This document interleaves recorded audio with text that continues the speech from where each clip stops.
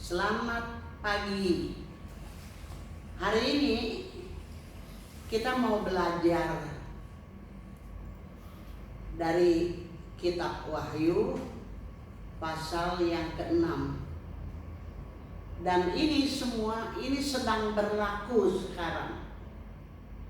Apa yang sedang berlaku sekarang? Ini jalan terus sampai ke-7 meterai itu nanti dinyatakan menjadi nyata, menjadi kenyataan. Bukan hanya tertulis di dalam Alkitab, tapi menjadi kenyataan. Dan kitalah yang hidup di zaman ini akan melihat semua itu terjadi. Dan juga kita bersyukur kepada Tuhan, kita punya firman yang hidup. Haleluya. Nah, yang pertama kita lihat di dalam kitab Wahyu pasal yang ke-6.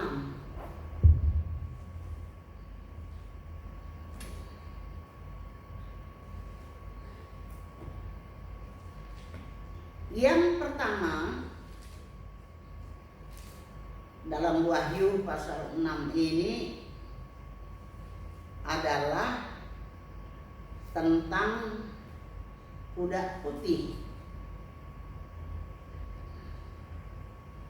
Wahyu pasal 6 dari ayat yang pertama berbunyi demikian.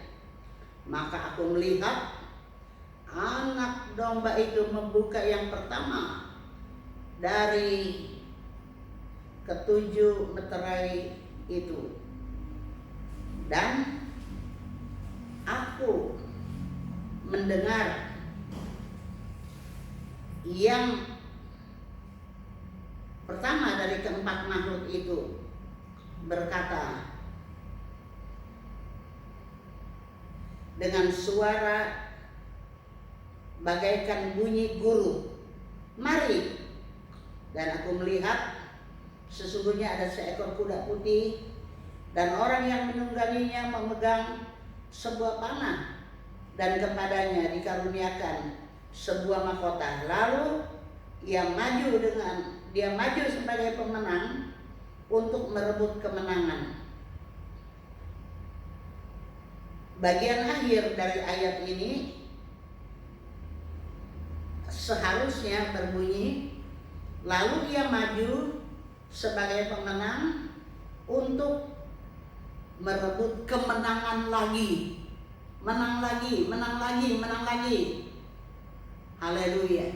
Nah, bagian yang pertama ini adalah tentang kuda putih. Kita tahu warna putih adalah warna kesucian. Kuda putih ini bicara dari kesucian, kekudusan, kemurnian. Haleluya. Dan yang menunggangi kuda putih ini dikatakan memegang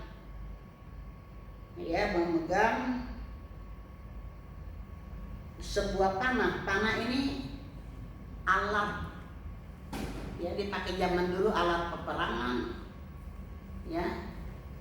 dan juga alat yang bisa menembus jarak jauh. Haleluya. Anak panah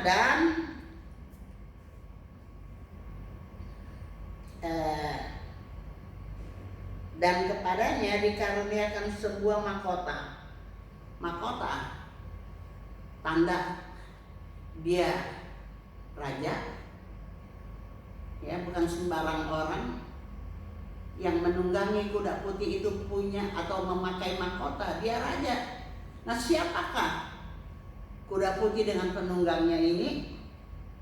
Dalam Wahyu 19 kita lihat tentang kuda putih ini dengan penunggangnya. Wahyu pasal yang ke-19 mulai ayat yang ke-11 kita baca demikian.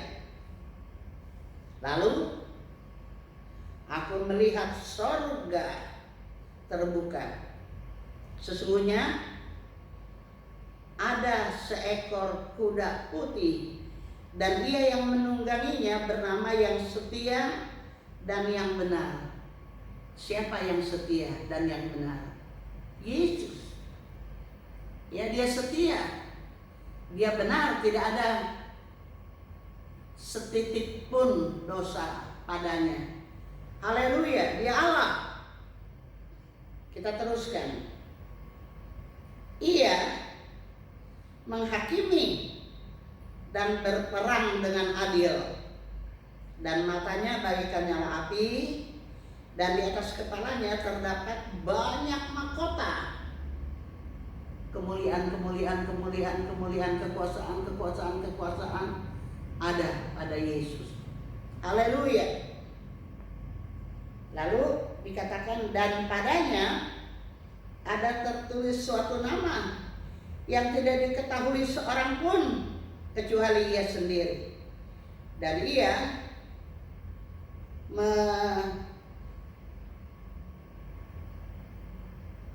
memakai jubah yang telah dicelup dalam darah. Haleluya. Dan namanya ialah Firman Allah. Inilah yang menunggang kuda putih. Yesus, kuda putih. Itu bicara dari Roh Kudus. Firman Allah dan Roh Kudus bekerja bersama-sama.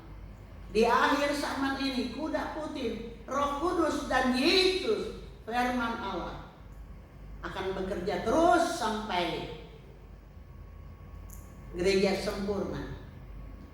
Ya, luar biasa. Meterai yang pertama, ya, kuda putih dengan penunggangnya, Roh Kudus dengan Yesus. Dikatakan dia menang dan menang lagi. Dia menang dan menang lagi. Bicara tentang kegenapan dari firman Allah ini, kuda putih dengan penunggangnya, ini terjadi di suatu tempat di Amerika, di Azusa Street, Topeka.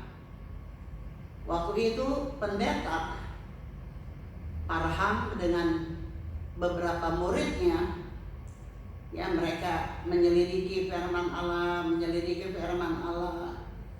Nah, salah satu dari murid itu bertanya,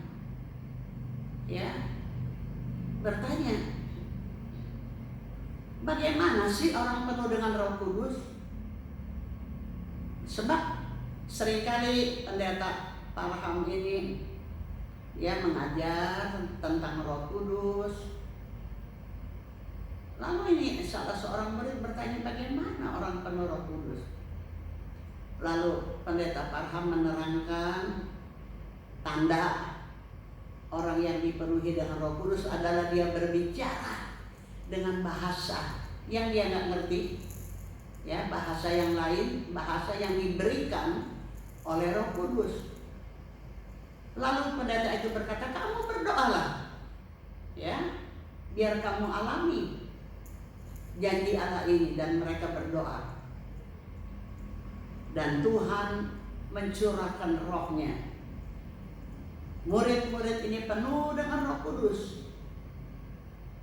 3 hari 3 malam mereka terus memuji Allah, terus memuliakan Allah dalam bahasa yang lain-lain. Ada yang berbahasa Cina, berbahasa yang lain yang Tuhan berikan. Roh Allah bekerja dengan luar biasa. Ini bukan Kisah pasal 2, bukan.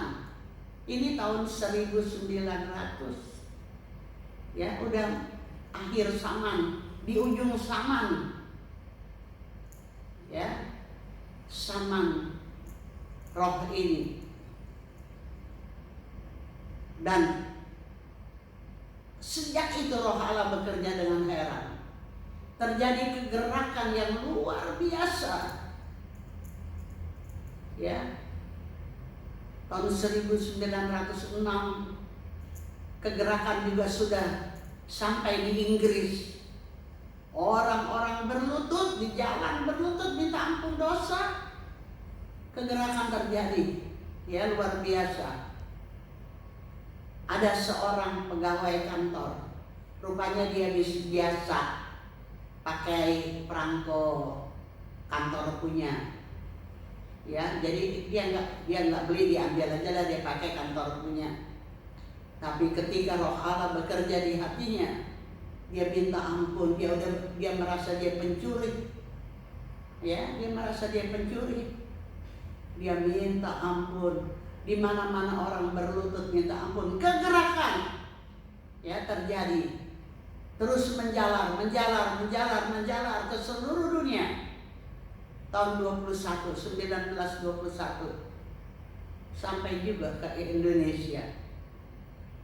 Ya, walaupun kegerakannya terjadi tahun 1923, tetapi kuda putih sudah dilepas. Kuda putih dengan penunggangnya yaitu Yesus jalan terus dari kemenangan kepada kemenangan sampai gereja sempurna nanti. Jadi kuda putih sudah berjalan, ya, sudah bekerja dan terus bekerja.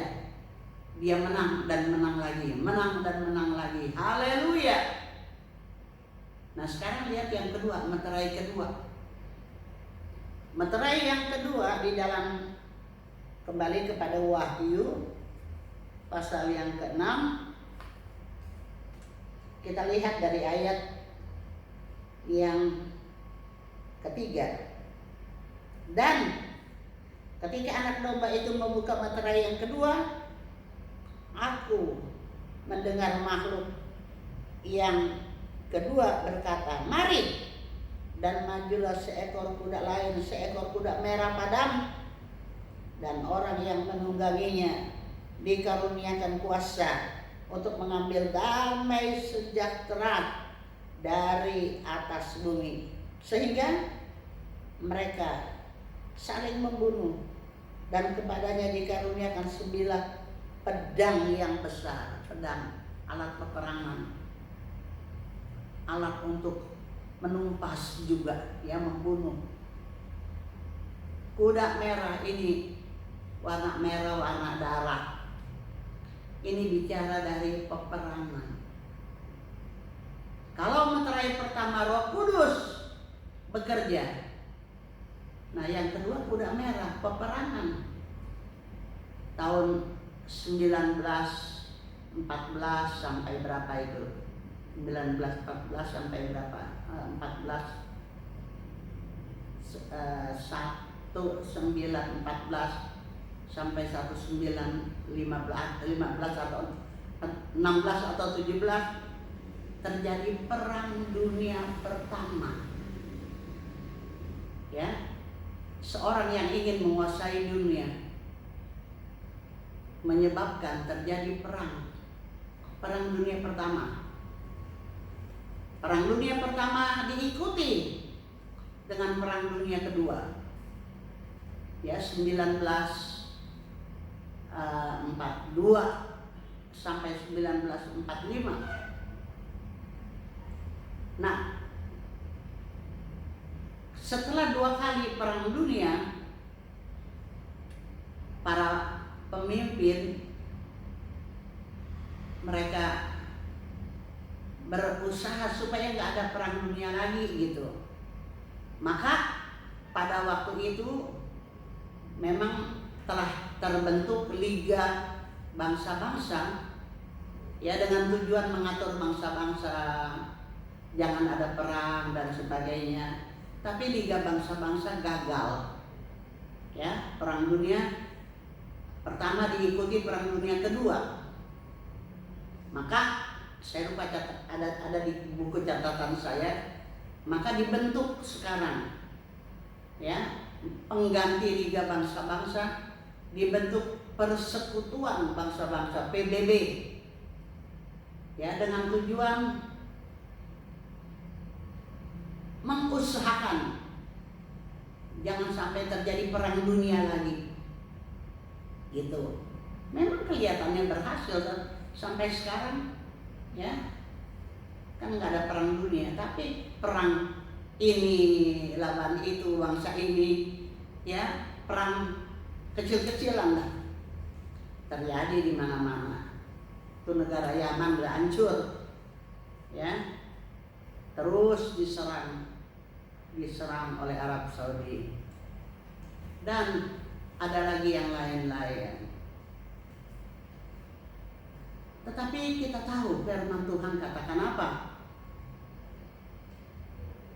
Perang dunia ketiga nanti bukannya perang bangsa lawan bangsa lagi, bukan. Tapi apa yang firman Tuhan katakan, mari kita baca dalam Mazmur pasal yang kedua.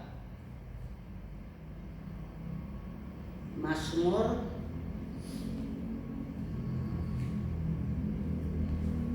pasal kedua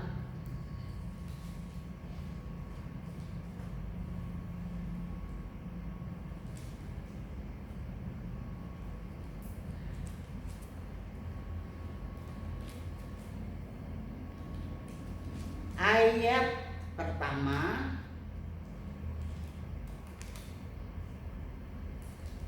Mazmur 2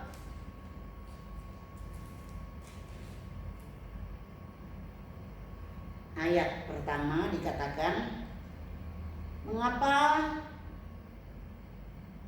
rusuh bangsa-bangsa,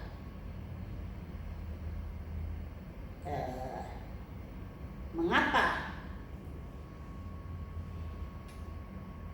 saya ulangi, mengapa rusuh bangsa-bangsa, mengapa suku-suku bangsa mereka-reka perkara yang sia-sia, raja-raja dunia, pemimpin-pemimpin dunia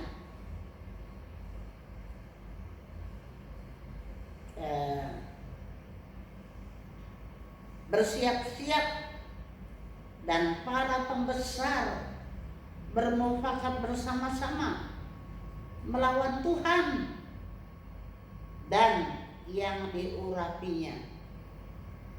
Jadi ini bangsa-bangsa ini, ya, persatuan bangsa-bangsa di akhir zaman ini bukannya bangsa lawan bangsa, perang lawan bangsa-bangsa, bukan.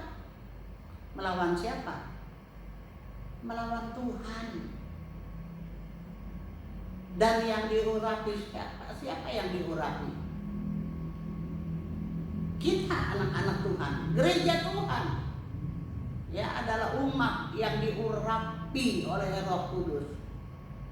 Jadi perlawanan bangsa-bangsa di dunia di akhir zaman ini bukan melawan bangsa-bangsa lawan bangsa lawan bangsa, tapi melawan Tuhan dan gereja Tuhan.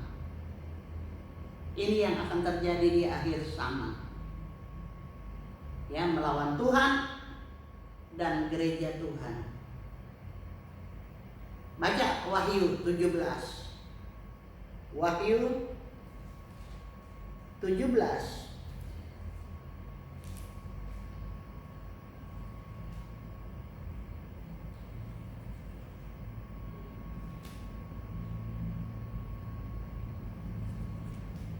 kita baca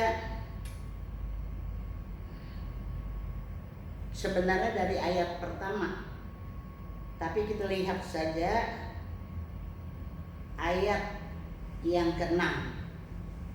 Dan aku melihat perempuan itu gereja palsu yang didukung oleh antikristus, ya, gereja palsu, bukan gereja Tuhan. Gereja Tuhan itu Wahyu 12, berselubung dengan matahari, berselubung dengan Allah Bapa, kemuliaan Allah yang menyelimuti, menutupi, menyelubungi gereja sempurna. Bulan sebagai dasarnya, pijakannya. Bulan adalah Yesus. Yesus adalah firman. Firman menjadi dasar gereja sempurna. Firman menjadi pijakan. Firman menjadi dasar gereja Tuhan. Kepalanya ada mahkota bintang-bintang, urapan Roh Kudus. Ini gereja sempurna. Berhubungan dengan Allah Bapa, Allah Anak, Roh Kudus, Allah Tritunggal. Tapi gereja palsu Wahyu 17, siapa yang dukung? Yang dukung binatang. Antikristus yang dukung. Ya. Nah, kita mau lihat ayat yang ke-6.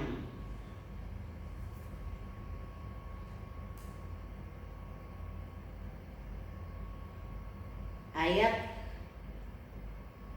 6. Dan aku melihat perempuan itu mabuk oleh darah. Gereja palsu mabuk darah. Darah siapa? Ya, mabuk darah, maunya membinasakan. Yaitu dikatakan, saya ulangi, dan aku melihat perempuan itu mabuk oleh darah orang-orang kudus dan darah saksi-saksi Yesus. Ini gereja palsu nanti mabuk darah. Darah siapa? Darah orang-orang percaya, saksi-saksi Yesus, hamba-hamba Tuhan. Ya, mereka mau membinasakan, mereka mau menghancurkan gereja Tuhan, tapi tidak bisa. Kenapa? Tuhan membela. Ya, Tuhan membela. Jadi ini warna darah, kuda merah, warna darah. Ya, bicara dari, selain bicara dari perang, penumpahan darah, nah juga darah orang-orang percaya diincar oleh antikristus, oleh gereja palsu, ya, mau membinasakan. Tetapi Tuhan, ya, Tuhan membela orang-orang percaya Tuhan, membela miliknya. Kalau saudara baca kitab Wahyu, ya, pasal 12, gereja Tuhan penuh dengan kuasa Allah, gak bisa dikalahkan. Nah, yang ketiga sekarang, yang ketiga, kita kembali kepada Wahyu 6 ayat yang ke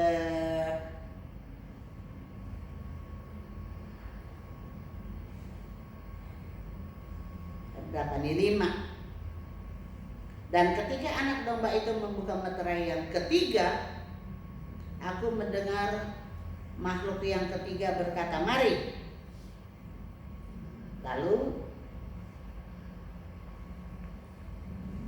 dan aku melihat sesungguhnya ada seekor kuda hitam dan orang yang menungganginya memegang sebuah timbangan di tangannya. Dan aku mendengar seperti ada suara di tengah-tengah keempat makhluk itu berkata, "Setipak gandum sedinar dan 3 cipak jelai sedinar, tetapi janganlah rusakkan minyak dan anggur itu." Kuda yang ketiga, kuda hitam, warnanya hitam. Orang yang menunggangi kuda hitam bawa timbangan, apa-apa ditimbang. Dia berkata, "Secipak gandum." Gandum itu makanan, ya. Jadi sedikit makanan, sedinar harganya. Sedinar itu upah kerja satu hari, ya. Kalau ada orang kerja sehari umpamanya 50.000 upahnya, cuma bisa beli sedikit makanan. Kalau orang miskin, ya bukannya gandum makanannya, jelai, ya lebih rendah dari gandum. Nah 3 cupak jelai sama harganya, sedinar. Jadi orang kaya atau orang miskin akan kelaparan. Kuda hitam ini sudah dilepas dan dia berjalan, ya. Akan terjadi bencana kelaparan di dunia ini. Yang aman siapa yang aman?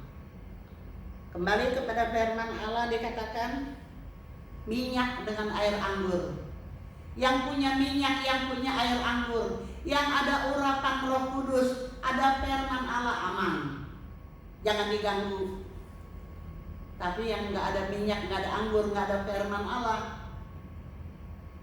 mengalami secupak gandum sedinar harganya, akan mengalami bencana kelaparan yang hebat di dunia ini.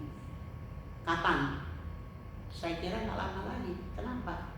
Tanda-tandanya sekarang ada virus, orang nggak mau keluar rumah, boro-boro kerja, ya, boro-boro mau tanam padi, takut, nggak dikerjakan karena kemarin saya lihat di TV petani panen, nggak ada yang bantuin, orang takut, ya, panen sendiri, bawa pulang sendiri, orang takut keluar rumah, nggak ada yang kerja. Jadi dan kalau nanti kelaparan, itu petani punya makanan lah buat keluarganya. Tapi berapa lama? Udah nggak bisa kerja lagi, udah takut.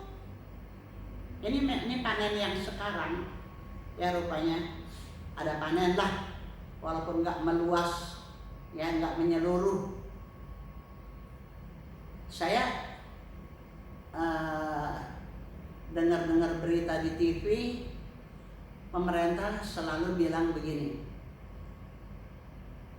makanan cukup 2 minggu ke depan. Waktu itu virus belum merajalela, ya sehebat sekarang. Persediaan, ya beras mencukupi, cukup untuk 2 minggu ke depan. Nah kalau udah lewat 2 minggu apa? Ya, saya juga pikir-pikir, 2 minggu ke depan. Udah lewat 2 minggu, taruhlah pemerintah punya persediaan 2 bulan lah umpamanya. Udah 2 bulan mau apa? Bencana apa? Kuda hitam, ya, kelaparan akan terjadi di dunia ini. Kuda hitam udah dilepas, udah jalan dia, ya. Belum lama bencana kelaparan di NTT itu karena apa? Karena virus demam berdarah, ya, dan yang lain-lain. Tapi jangan kaget, kuda hitam dilepas, bencana kelaparan. Kita baca satu ayat di dalam kitab Nabi Yesaya, ya, Yesaya 24.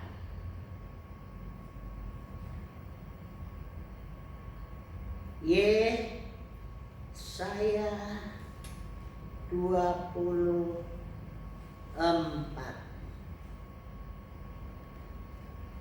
Ayat dari ayat pertama sampai ayat 3 diulang, ya. Ini diulang ayat 1, ayat 3. Dikatakan begini. Sesungguhnya Tuhan akan menanduskan bumi. Tuhan yang menanduskan, siapa yang bisa lawan? Tuhan akan menanduskan bumi dan akan menghancurkannya, akan membalikan permukaannya dan akan menyerahkan penduduknya. Maka seperti nasib rakyat, demikianlah nasib imam. Seperti nasib hamba laki-laki, demikianlah nasib tuannya. Nasib jongos sama nasib tuan sama, kelaparan. Tuan punya duit tapi mau beli di mana makanannya? Jongos memang gak punya duit, tapi sama-sama kelaparan. Terus kita baca. Seperti nasib hamba perempuan, demikianlah nasib nyonyanya. Nyonya membibi sana. Seperti nasib pembeli, demikianlah nasib penjual. Seperti nasib peminjam, demikianlah nasib yang meminjamkan. Seperti nasib orang yang berhutang, demikianlah nasib orang yang berpiutang. Bumi akan ditanduskan setandus-tandusnya dan akan dijarah sehabis-habisnya. Sebab Tuhanlah yang mengucapkan firman itu. Haleluya. Tuhan yang mengucapkan firman itu. Tidak ada yang gagal. Firman Allah gak ada yang gagal. Dikatakan Tuhan akan menanduskan bumi setandus-tandusnya. Gak ada apa-apa lagi yang bisa diambil. Dijarah sehabis-habisnya. Akibatnya apa? Kuda hitam.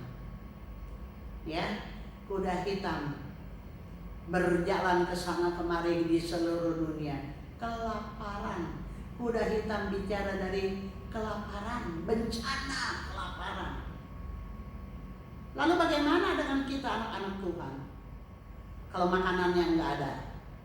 Tadi kuda hitam. Nah, lihat kuda hitam. Kita lihat dalam kitab Ratapan. Ratapan pasal 4 ya. Ratapan.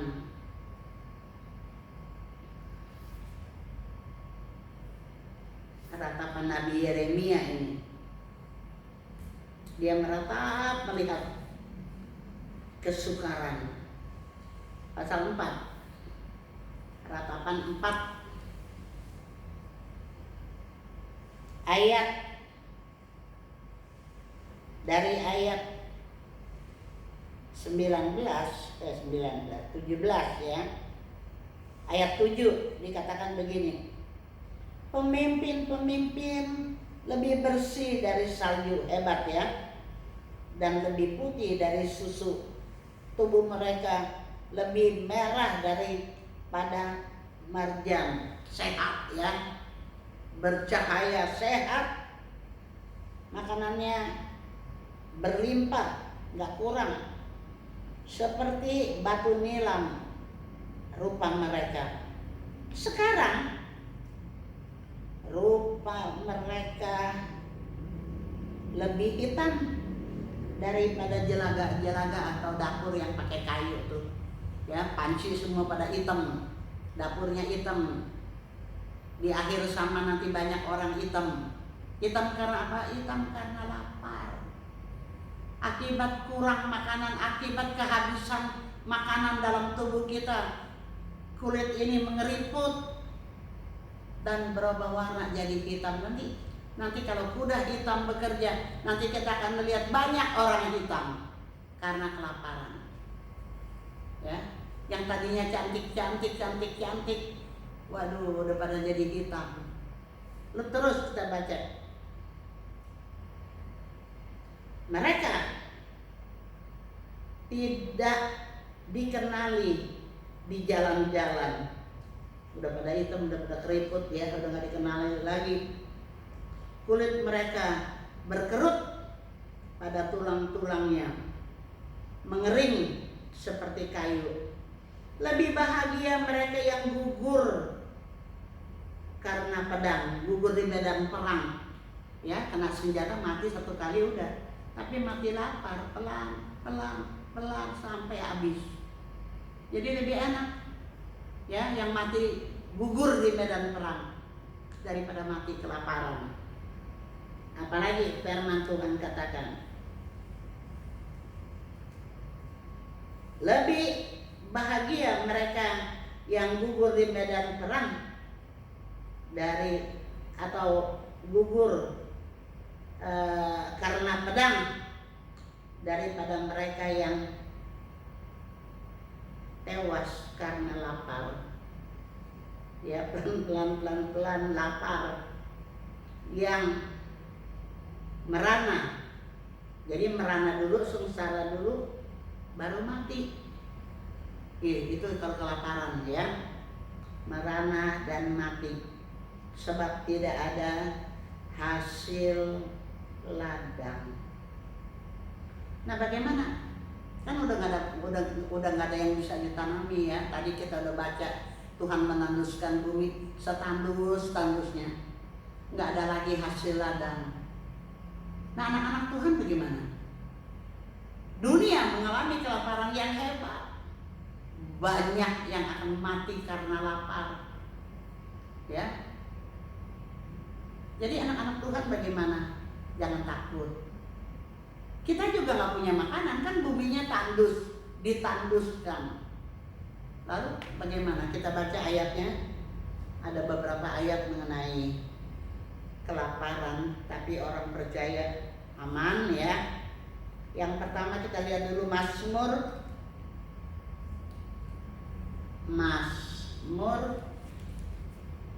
37. Mazmur 37 ayat berapa nih? 17 apa 18. Tuhan mengetahui hari-hari orang yang saleh, dan milik pusaka mereka akan tetap selama-lamanya. Mereka tidak akan mendapat malu, ya, nggak akan malu pada waktu kecelakaan, dan mereka akan menjadi kenyang pada hari-hari kelaparan. Kita alami kelaparan, nggak ada makanan, kan nggak ada yang tumbuh. Tuhan menanduskan setandus-tandusnya bumi ini, tapi kita kenyang. Di hari-hari kelaparan kita kenyang, itu janji Tuhan. Ya, orang lihat kita tenang-tenang aja, sehat-sehat aja, nggak menjadi hitam karena kelaparan, enggak. Ya, tenang-tenang aja. Kenapa? Firman Tuhan berkata, kita ya menjadi kenyang pada waktu kelaparan itu terjadi. Biar nggak makan luar biasa, kenyang. Kuasa Tuhan ya dalam kehidupan kita tetap dinyatakan. Satu lagi Ayub pasal 5, kita lihat Ayub pasalnya yang kelima,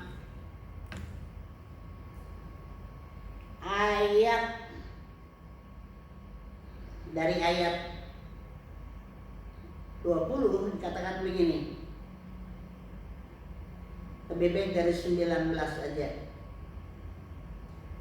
Dari 6 macam kesusahan atau kesusahan ya, engkau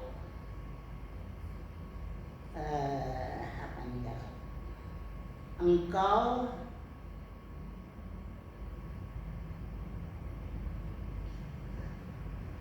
diluputkannya, dan dalam 7 macam engkau tidak kena malapetaka.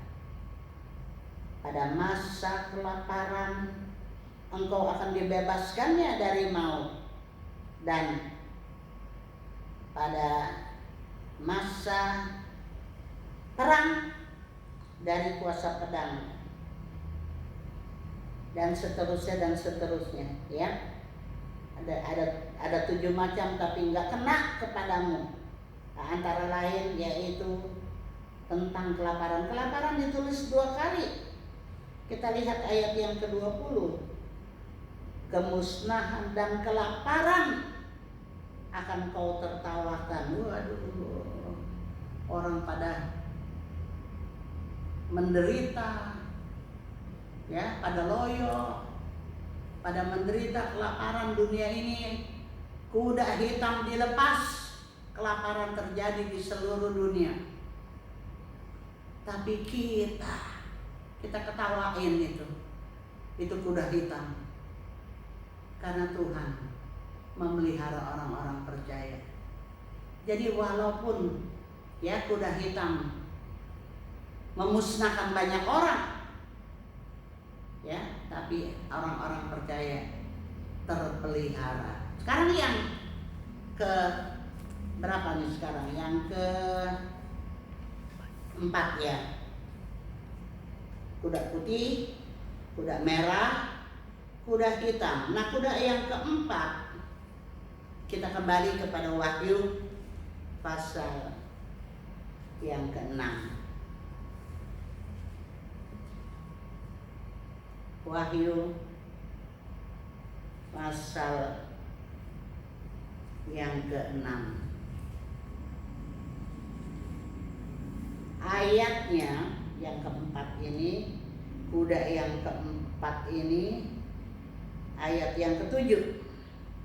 Dan ini ketiga. Ayat yang ke-9. Dan ketika anak domba itu membuka meterai yang keempat, aku mendengar suara makhluk yang keempat berkata, "Mari." Dan aku melihat sesungguhnya ada seekor kuda hijau kuning, dan orang yang menungganginya bernama Maut, dan kerajaan maut mengikutinya. Dan kepada mereka diberikan kuasa atas seperempat dari bumi untuk membunuh dengan pedang, dan dengan kelaparan dan sampar, dan dengan binatang-binatang buas yang di bumi. Meterai yang keempat adalah kuda hijau kuning. Kalau Alkitab yang lama memakai kata kuda yang berwarna pucat. Hijau sama kuning itu kalau digabung jadi pucat, ya, pucat, nggak sehat, pucat. Penduduk dunia akan pucat. Kuda yang keempat ini dilepas, penduduk dunia akan pucat, nggak ada sehatnya. Kenapa? Karena dikatakan di sini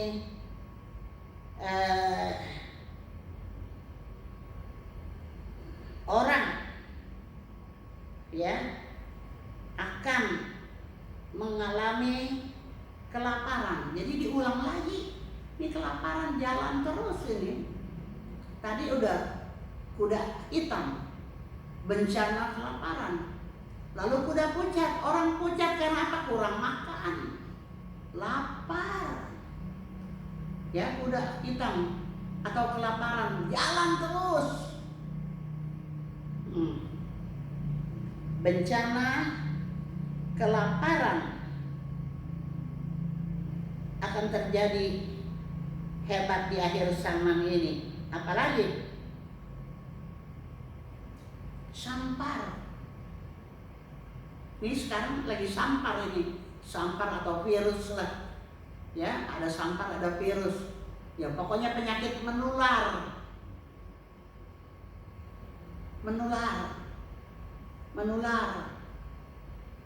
Ini yang paling hebat Itali. Ya, Itali. Aduh, lebih dari separuh penduduknya udah mati. Amerika juga nih. Ya. Indonesia sedang berjalan. Dulu waktu belum ada virus di Indonesia, waktu itu Bapak Presiden bilang semua rumah sakit disiagakan, ya, sampai puskesmas ya bisa menangani corona.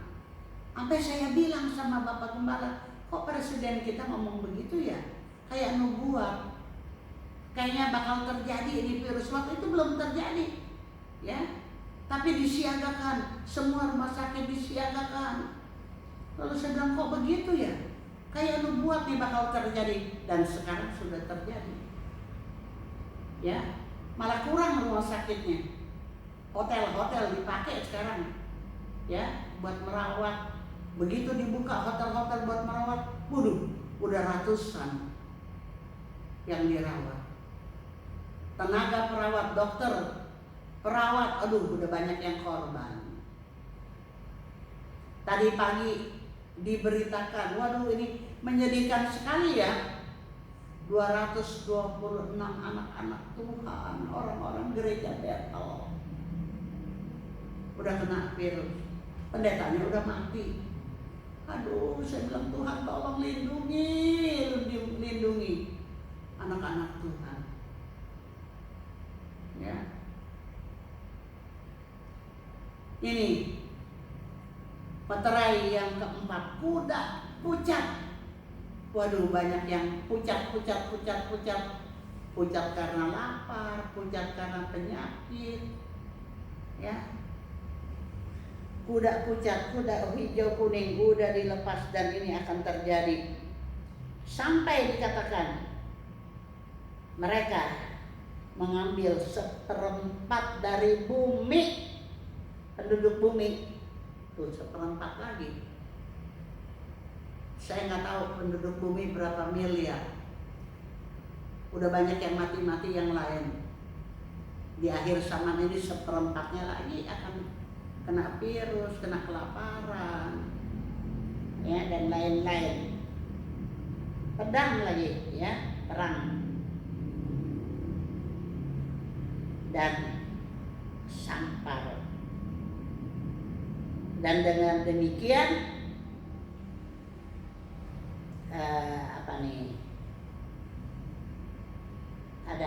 binatang buas.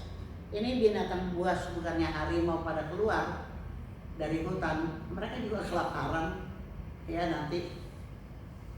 Tapi binatang buas ini virus-virus seperti binatang buas, nggak habis-habisan, nggak puas-puasnya. Jadi kita lihat meterai yang keempat, warna pucat, warna bencana lah ya, bencana ini, bencana itu, bencana ini, bencana itu, pucat. Sekarang kita melihat yang kelima, meterai yang kelima. Kita baca di dalam ayat yang ke-9. Dan ketika anak domba itu membuka meterai yang kelima, aku melihat di bawah mezbah jiwa-jiwa mereka yang telah dibunuh oleh karena firman Allah. Dan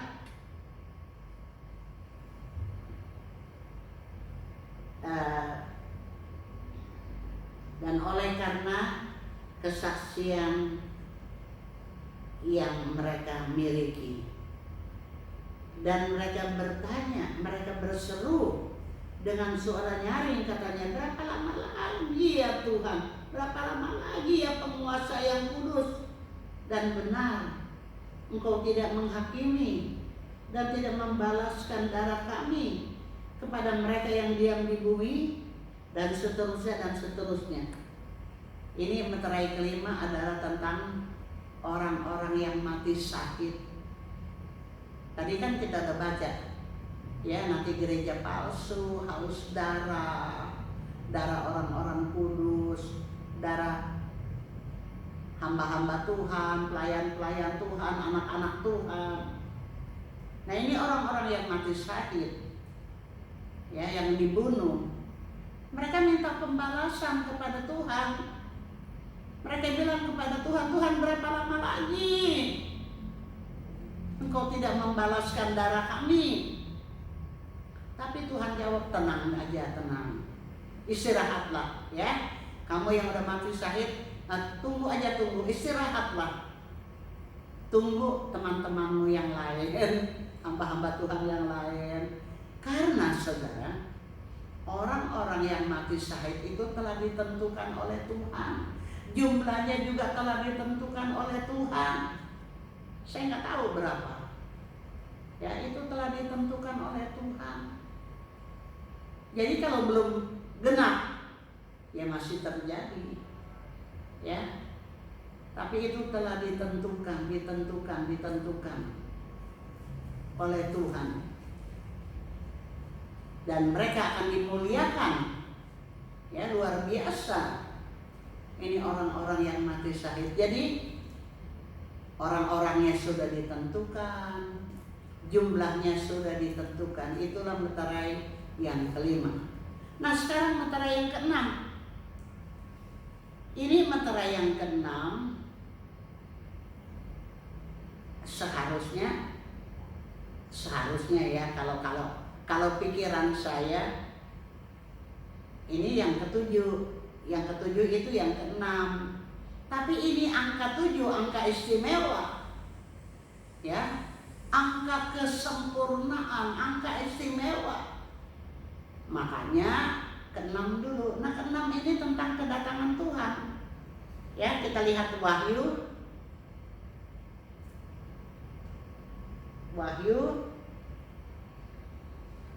Kembali ke pasal 6 tadi. Ayatnya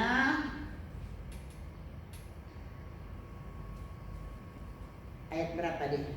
12.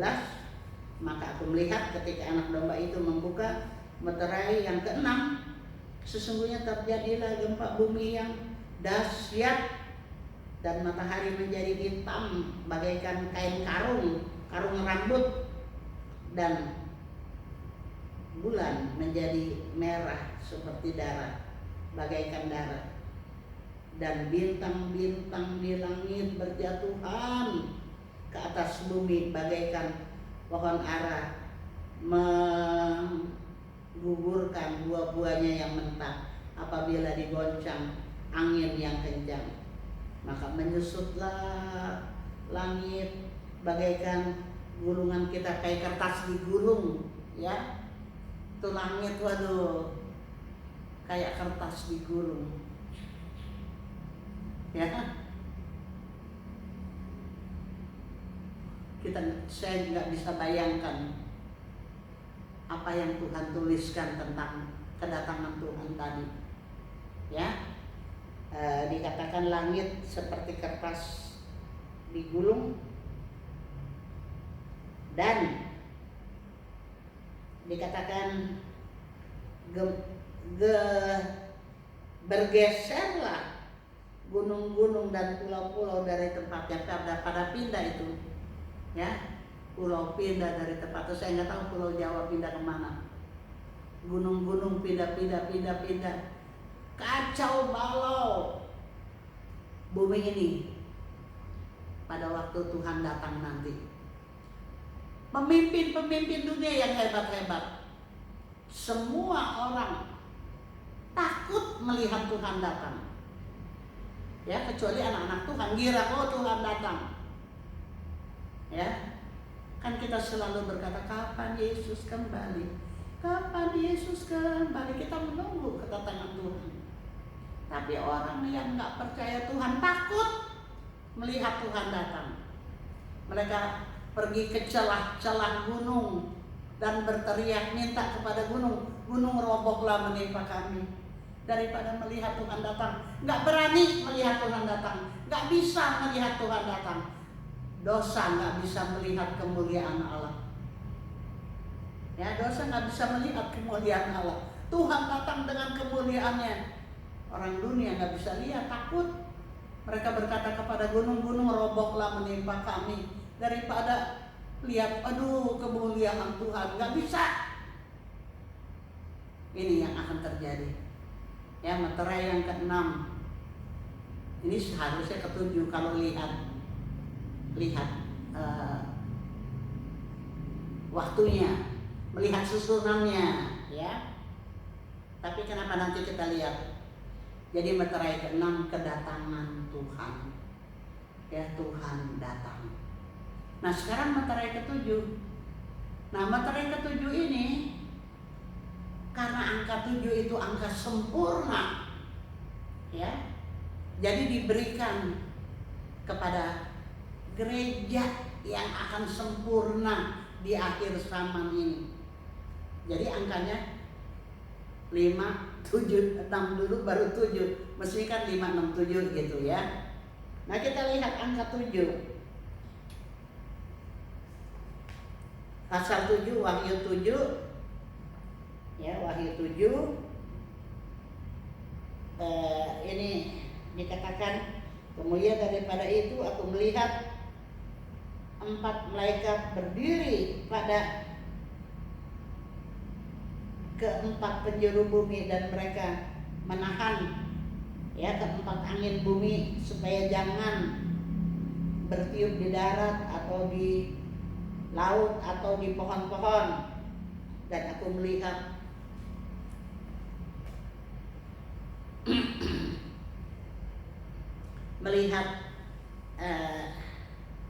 seorang malaikat yang muncul dari tempat matahari terbit. Ia membawa meterai Allah yang hidup, dan ia berseru dengan suara nyaring kepada keempat malaikat yang ditugaskan untuk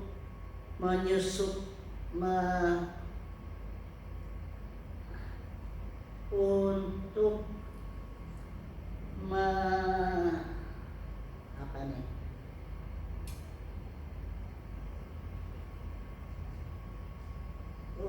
merusakkan ya bumi dan laut. Katanya janganlah merusakkan bumi atau laut atau pohon-pohon sebelum kami memeteraikan hamba-hamba Allah kami pada dahi mereka. Jadi angka 7 ini gereja Tuhan dimeteraikan, ya, dimeteraikan, dikasih meterai, dikasih cat. Saudara, kalau kita beli sepeda atau beli motor lah, ya, di suratnya itu ada meterai, tandanya itu milik kita, ya, kita udah beli pakai meterai, jadi sah, ya, bukannya bukannya jual beli asal-asalan, tapi sah pakai meterai. Nah nanti gereja dimeteraikan, haleluya, sah menjadi milik Allah, sah menjadi pengantin Kristus. Meterai, gereja akan dimeteraikan. Nah sebab itu angkanya angka 7, sempurna. Gereja yang sempurna yang akan dimeteraikan. Kita lihat juga pasal 8, ya, ada angka 7. Wahyu 8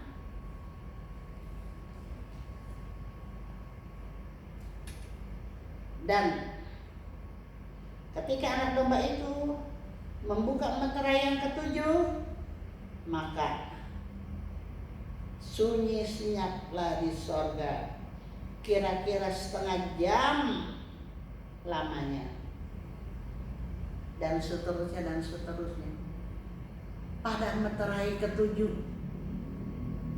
sorga yang gak pernah sepi, ya, yang gak pernah sunyi, selalu ramai dengan pujian. Malaikat-malaikat menyanyi memuji Tuhan, orang-orang kudus ya memuji Tuhan, gak pernah sepi. Tapi pada meterai ke-7 sepi setengah jam. Kenapa? Ada apa? Menghormati perkawinan Yesus dengan gereja yang sempurna. Gereja sempurna akan kawin dengan Yesus. Yesus sebagai pengantin laki-laki, gereja pengantin perempuan. Nah, ketika terjadi perkawinan itu, sorga menghormati, sorga diam, ya, nggak ramai lagi setengah jam.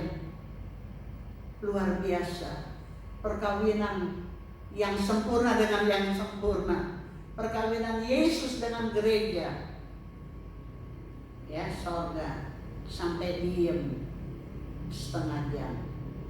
Jadi angka 7 ini angka sempurna. Angka sempurna ini terutama terjadi pada gereja. gereja sempurna sama seperti Yesus. Ya, Yesus nggak akan menikah dengan gereja yang nggak sempurna, enak aja.